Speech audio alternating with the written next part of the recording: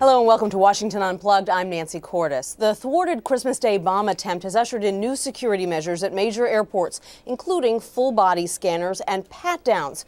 With that new technology comes new privacy concerns. Should Americans sacrifice their privacy in order to ensure more safety? It's a tricky debate, and I'm joined by Legislative Director from the ACLU, Michael German, and the former Department of Homeland Security official, Stewart Verdery, to dissect the issues. Welcome, gentlemen. Thank you so much for joining me. First of all, Stewart, can you explain a little bit more for those of us who are learning about some of this technology for the first time, how these full-body scanners work? Well, it's a couple different types of machines. One is meant to blow air around you to see if there's particles of explosives that might be detected that are hidden. Others are called millimeter wave machines. They're meant to look through clothing and other outer layers to see if there's something hidden and smuggled, attached to the body. The question I think at hand is either of these machines, would they have helped deter this particular plot or similar plots? And there's a big question about that right now. I mean, a lot of experts say, yes, this is more advanced technology, but it might not necessarily have detected such small amounts of liquids on the body. Nothing is foolproof, that is for sure. And I think the question is what gives you the best odds of deterring plots, one, and detecting people who are willing to go through with them.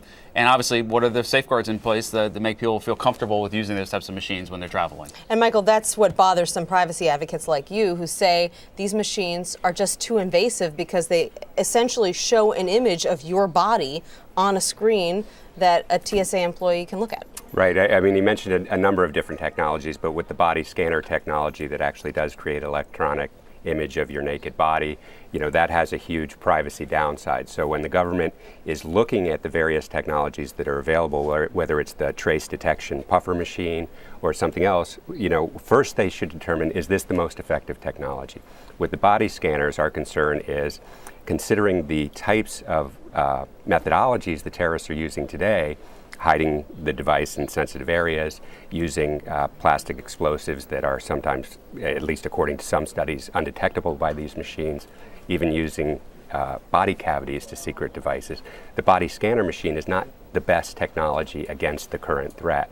And it has this huge privacy setback, whereas other technologies like the puffer machine might actually be more effective and have very little privacy setback. So if we're investing in new technology, let's invest in something in a reasonable way that's the most effective with the least drawbacks. So this privacy debate started when these machines first came out and it kind of died down, but now, of course, given the current circumstance and the fact that airports all over the world are now considering buying this technology, it's kind of become a front and center issue again. But my understanding is that these images aren't real images like a photograph. It's a virtual image.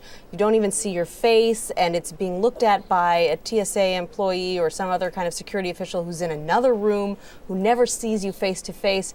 Your private parts are kind of blurred out. So it seems to me, and correct me if I'm wrong, that this is, on the spectrum of privacy invasions, this isn't one of the biggest ones out there.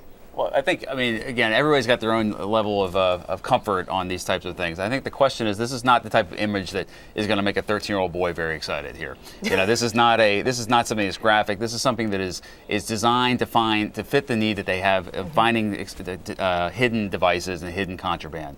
And I think TSA has reasonable safeguards in place to make sure that the screeners are detached from the people they're screening, that the images are not stored and the like.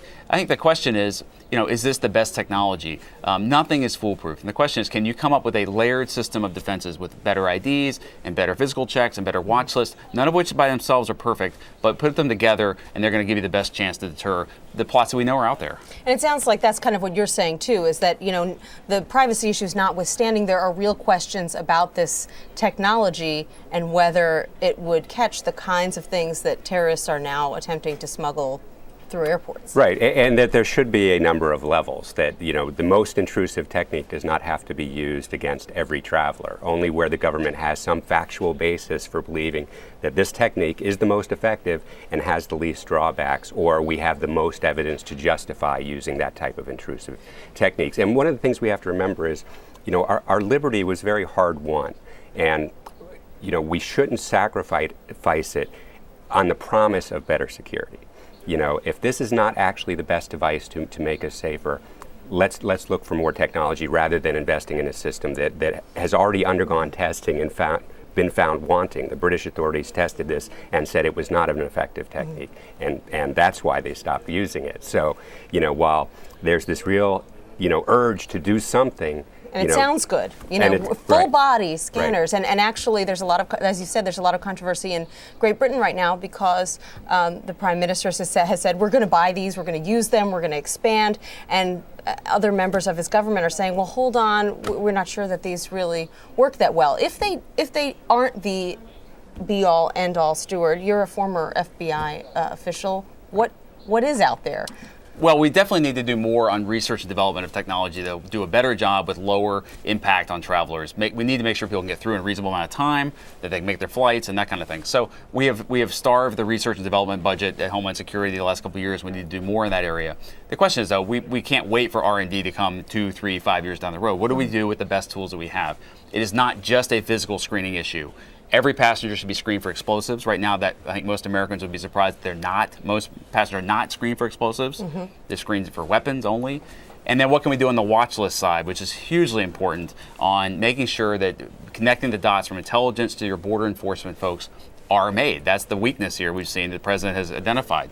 Now, I think we would probably agree that we should at the same time couple the watch list issue with redress. If somebody feels that they've been erroneously watch listed or they have a name, unfortunately, that's similar to somebody on a watch list, give them a chance to clear their name. Nobody should have an electronic stain on their record they have no ability to appeal to.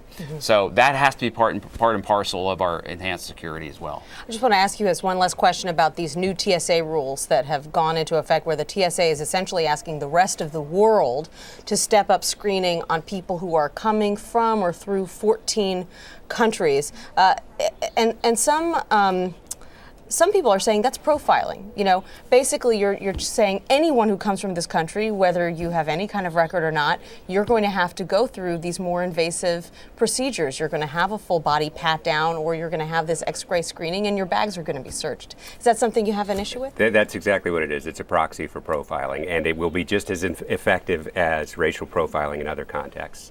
And that goes a long way to also just discussing the watch list, which has, the Terrorist Screening Center watch list has 1.1 million names on it. It's obviously completely bloated and unworkable.